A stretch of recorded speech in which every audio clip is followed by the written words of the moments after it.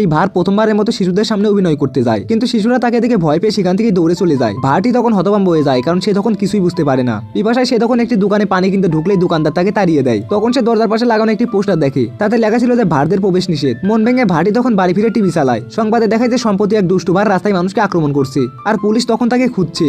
তখন সে বুঝতে পারে কেন সবাই ভারদেরকে ঘৃণা করতে শুরু করেছে। এই ঘটনার জেরেই তাকে সার্কাস দল থেকেও বের করে দেওয়া হয়। হতাশ হয়ে ভারটি তখন একা একা রাস্তায় হাঁটছিল, আর হঠাৎ সে নিজের চোখে দেখে যে আসল দুষ্টু ভারটি রাস্তায় মানুষকে আক্রমণ করছে এবং তার পাশ দিয়ে তখন হেঁটে চলে যাচ্ছে। এ সময় এক মেয়ে সাহায্য নিয়ে ফিরে আসে, কিন্তু ততক্ষণে দুষ্টু ভার পালিয়ে যায়। সবাই তখন মনে করে যে এই লোকটি তার সঙ্গী। তখন লোকজন ঝাঁপিয়ে পড়ে তাকে মারধর শুরু করে। তখন ভারটির মন পুরোপুরি ভেঙে যায়। সে তখন কিছুই করেনি, তবুও এমন শাস্তি পাচ্ছে। পরদিন সে শহর ছেড়ে পালাতে যায়, কিন্তু মানুষ তাকে ছাড়তে রাজি নয়। ভয়ে পিছার দিকে হঠাৎ কলার খোসায় পা পিছলে সে তখন পড়ে যায়। তার এই পড়ে যাওয়াটা এতটাই হাস্যকর ছিল যে সবাই তখন হেসে ওঠে। বাড়ি তখন এক মুহূর্তে থেমে হঠাৎ করে অভিনয় শুরু করে দেয়। নিজের সব শক্তি দিয়ে মানুষকে আসানোর চেষ্টা করে। সে ভেবেছিল যে মানুষ আসলে হয়তো তাকে ক্ষমা করে দেবে, কিন্তু ঠিক তখনই দুষ্টু ভারটি আবারও হাজির হয়। আর এবার সে হঠাৎ করে দাড়িওয়ালা লোকটিকে ছুরি মারে। ভারটি তখন কিছু বুঝে ওঠার আগেই পুলিশ এসে তাকে ধরে ফেলে, আর তখন আসল অপরাধী পালিয়ে যায়, আর নির্দোষ ভারটি এভাবেই গ্রেপ্তার হয়ে যায়।